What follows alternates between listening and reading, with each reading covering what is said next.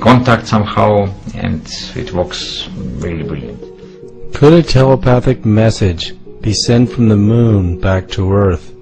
In 1971, Apollo 14 astronaut Edgar Mitchell believed the powers of the human aura and mental telepathy were so profound he conducted an experiment while he was on his way back to Earth from the moon.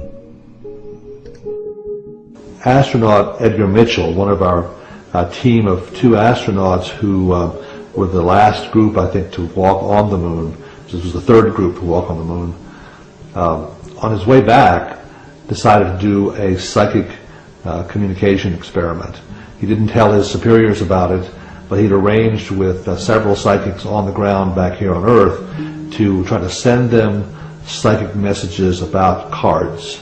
There's a set of cards called the Zener cards, which have patterns on them, and during several intervals on the way back from the moon, he was 200,000 miles or more from the Earth at some of those times, he would send these signals back to psychics on the Earth. When he got back, he compared what he was sending with what they'd picked up, and the answers that they had received were accurate enough, they were well above chance, and they were showing that ESP was working even over those large distances. So at our present time, it appears as though that we don't know of any limits in terms of distance or time for psychic communication. Subtle energies all go faster than light. Now, when I'll ask you to visualize a reaction equation, as if you've got a blackboard in front of you, and I'll write mass with arrows back and forth to energy. That is basically what we've done for the last 400 years in orthodox science. And the connection link is Einstein's E equals mc squared. Well, now we want to expand traditional science to include human consciousness. Our experiments show that works now in this world that we live in. But we don't all agree what consciousness is. So let's not ask what consciousness is, let's ask what consciousness does. Astronaut Edgar Mitchell found that consciousness has a better quality signal in space. Scientific studies seem to confirm that consciousness travels instantaneously over any distance. At least it appears that way over the known Earth to Sun maximum distances measured thus far. Dr. William Tiller calculates that due to the fact that consciousness cannot be blocked by any barrier, including lead and mountains of rock, which are capable of blocking the highest frequency gamma rays, consciousness must be of a higher frequency than the gamma ray spectrum to allow it to penetrate these barriers. Also, in order for consciousness to appear to travel instantaneously over Earth to Sun distances, it would have to at least travel at the speed of light squared, which is 34.7 billion miles per second. Oh, the theory is that they all travel faster than the velocity of light, and that's why they're non-observable. And the magnetoelectric energy, its top velocity, from my theory, is that it's c squared. So it goes from c to c squared. Dr. Tiller's new model of consciousness has multi-dimensions. It starts with the second chakra being capable of sending consciousness as coherent information at a frequency beyond the gamma ray spectrum in the magnetoelectric spectrum, with wavelengths so tiny and frequencies so high they could penetrate any subatomic barrier. This level of consciousness can send coherent information at the speed of light squared, or 34.7 billion miles per second. Since the Sun is approximately 93 million miles from Earth, consciousness would appear to travel from the Sun to the Earth in a tiny fraction of a second, 1/373rd. Whereas if you go to the next level, the emotion domain level, it's sort of c squared to c cubed. Dr. Tiller's second level of consciousness emanating from the heart center allows coherent information to travel at the speed of light cubed, or 64.64 quadrillion miles per second. This is a level of cosmic proportions. As the speed of light travels 5.87 trillion miles per year, and the Pleiades star system is 440 light years away from Earth, or 2.58 quadrillion miles, it would take ordinary light, or radio messages, 440 years to get there. But consciousness, at this level of realization, traveling 64.64 quadrillion miles per second, could travel the 2.58 quadrillion miles to the Pleiades star system in 1/4 of a second. If you go to the mind level, it's c cubed to c to the fourth. Dr. Tiller's next level of consciousness, emanating from the crown chakra and higher, allows coherent information to travel to the Andromeda Galaxy, 2.5 million light years from Earth, in a fraction of a second. At this level of realization, we attain ultra-cosmic consciousness. This means, at these higher levels of realization, we can create a dialogue with other galaxies. The answer to how we can attain coherency, total perfect harmonic consciousness in each of our energy centers, is inside of our biology. Very interesting fact in biology is that no two human beings are the same. And I can say that from a biological expression in regard to a simple observation. If you take cells or organs out of your body and put them into anybody else's body, those cells and organs will be rejected by that individual because our immune system will recognize it as not self. So basically it says each one of us has a self. And what was very interesting in understanding the nature of the cell's nervous system, the relationship of the membrane to the cell, was that on the surface of our cells are groups of antennas or receptors. A group of them are specifically studied by medicine are referred to as self-receptors. And to me that's a very profound title for these particular receptors, self-receptors, receivers of self. So why this is relevant is that these receptors that receive an identity are on the outer surface of the cell. The relevance to that is that whatever the self signal is, it is out in the environment and picked up by these receptors. Significance to my perception in this is that our identities are not within our biology. Our identities are part of a field, and that our biology downloads this information from the field. So the significance is that when we talk about our personal identity, we can talk about that identity isolated and localized with our physical body. But we could also talk about the same information or identity that is present in the field. So for example, Cleve Baxter did some wonderful experiments where he took cells from an individual, put them in a culture dish, and separated those cells from that individual by a distance of 40 or more miles. And what he had was an experiment where he put electrical devices to read the electrical activity of the cells in the culture dish. At the same time, he was reading the electrical activity, for example, the EEG activity of the donor of those cells who was 40 miles away. What he recognized is that if the individual had an emotional experience at that moment, the individual cells would also have an identical kind of activity occur instantaneously at the same time, even though they were 40 miles away. The relevance about this is really very supportive of the fact that the identity is not localized within the body. The identity is part of the field and spread all over the surface of the planet.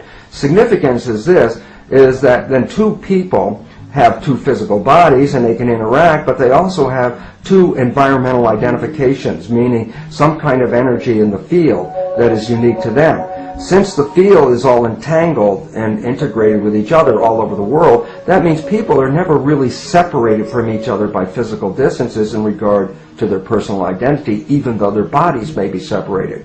So basically, the nature of people communicating with each other is to recognize that individual identities as vibrational frequencies in a field can interact with each other, especially if there's something called harmonic resonance, meaning the two frequencies share wavelengths together so that when they come together they vibrate together. And this is how people can actually feel other people that are closely related to them, because they can pick up the vibration of the other individual in that there's a complementarity between them and the person they're communicating with. So the significance is we have an opportunity to interact on a non-physical plane through the identity that is in the field. And this is very important because it is not localized to space or time, that people can communicate over vast differences on this planet at exactly the same moment of time.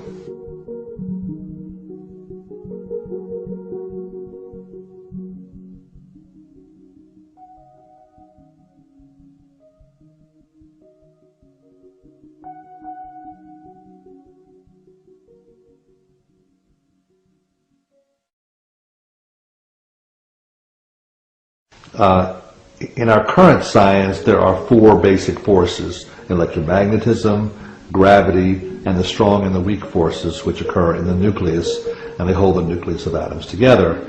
And in our physics research, we've been learning how to unify these forces to some extent, and there's now a standard model that has a way of putting together three of them to some extent. But in current physics, there's an attitude that this pretty much explains everything you need to know in the universe.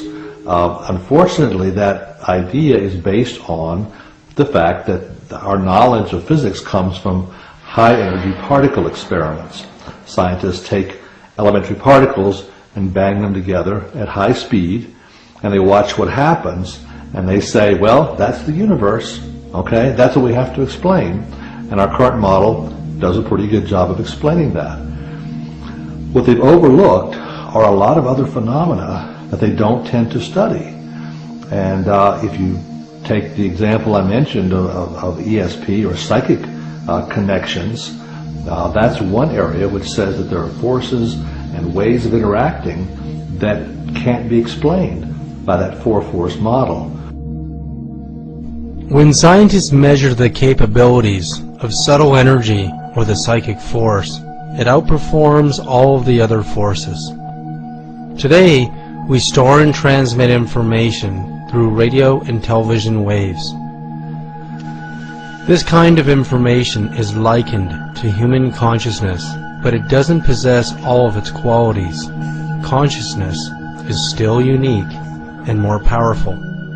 Radio waves and microwaves are used to broadcast voices and television pictures at the speed of light. The problem is these electromagnetic signals get weaker over distance and can distort or collapse when trying to move through solid barriers such as walls, metal, or even mountains. After conducting hundreds of tests, scientists have discovered that subtle energy, the psychic force, is capable of penetrating any dimension, barrier, or distance with no loss in signal quality, even through vast distances in space. The Princeton Pear Lab experiments have also shown that people's minds have the ability to affect things at a distance. They take a device called a random event generator, which makes a sequence of random ones and zeros or yeses and nos based on a quantum circuit. What they have shown is that the mind can affect how that object behaves, what the stream of ones and zeros looks like. And it does not depend how far away you are from the person influencing the experiment. Even thousands of miles away, a person is able to affect the results just as well. So we have an ability to exert a force on distant objects that does not fall into any of the known category of forces. This new force goes through barriers that would normally stop the known forces. It even acts backwards in time in certain types of experiments. This new force, the Russians have called torsion. It's known by a variety of different names. It may be the same thing as what the Chinese call qi, the essence of Chinese medicine. It appears to affect space and time, and by doing so it affects all the other forces, and it really calls for a new re-examination of physics. Bill Tiller has called this raising the gauge. Dr. William Tiller has conducted hundreds of tests proving that human consciousness or intention can affect the pH value of water over any distance and through any barrier or dimension. Now, let's start with the unstated assumption that's been existing in science for 400 years, since the days of Descartes, and that is that no human qualities of consciousness, intention, emotion, mind, or spirit can significantly influence a well-designed target experiment in physical reality. And so in '97, I set out to seriously test that assumption, having received some important funding from a private source. And so the idea was to design 4 target experiments, set them up with all the kinds of controls you would have in any normal orthodox science experiment, and to then introduce consciousness into the experimental medium. The 4 experiments were the intention was to increase the pH of water by 1 full pH unit with no chemical additions. And the water was in equilibrium with air. The second target experiment was to decrease the pH of the same water by 1 pH unit with no chemical additions, and again in equilibrium with air. And in both cases, the accuracy of the measurement instruments were plus or minus 0.01 pH units. So we were asking for a signature which was the order of 100 times the noise. First, Dr. Tiller did experiments applying direct human intention to water and got positive results. He then was able to capture a human intention as if in a computer hard drive and a bioelectrical intention host device with the instructions to raise or lower a pH value in water. Regardless of distance, repeatedly, the intention was able to affect the pH value in water. Within 3 weeks, the pH had gone up 1 pH unit. And then 3 months later, the Milan folks weighed in, and we said the same thing to them. To be part of the experiment, we wanted them to just measure background. And we used it as a control site for, again, the 3 active sites. And within 1 week, the pH went up 1.7 pH units. And we looked at our data. We found in one of the control sites in Missouri, it was underground, and there the pH had gone up 1.7 pH units.